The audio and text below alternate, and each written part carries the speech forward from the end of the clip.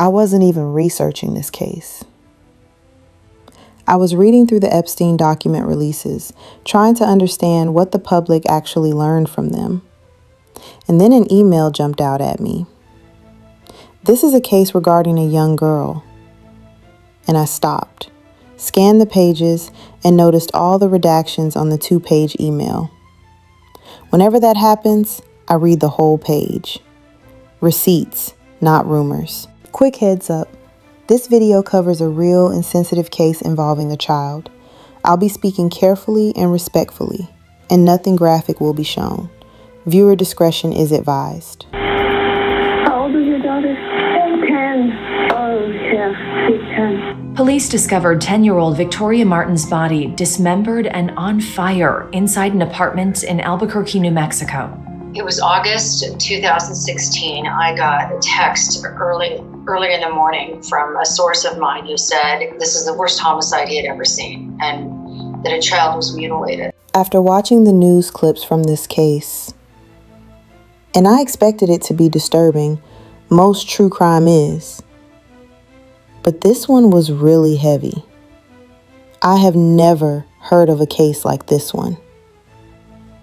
The reporters weren't even speaking in their normal tone. You could hear the hesitation in their voices. And I realized I wasn't reacting to details. I was reacting to the reality that a child's life became a headline. I've covered difficult cases before, but this one stayed with me in a different way. Not because of shock value, because of how many adults were supposed to protect her and didn't. In watching clip after clip, you see investigators trying to piece together something they clearly wish never happened at all. That's when it stopped feeling like research. It started feeling personal. I caution anyone who wants to look into this case. This is the darkest case I have ever heard. I want to be clear about something. I don't know why this case appears in the Epstein-related emails, and I'm not claiming there's any connection between them. Seeing the subject in the emails raised a question, but a question isn't the same thing as an answer. What this case actually did was open my eyes to how unimaginable real events can be. Not theories, not internet stories, real life.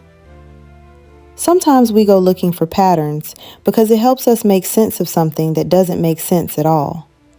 But after watching the reports and reading the documents, I realized the tragedy stands on its own. I'm not here to force a link that hasn't been proven. I'm here to understand what we're seeing and what we aren't. Receipts, not rumors. Before we close, everything discussed in this video comes from publicly available records and reports. Any references to actions or involvement are alleged unless proven in a court of law. This video is commentary and educational discussion only, not an accusation against any person. Receipts, not rumors.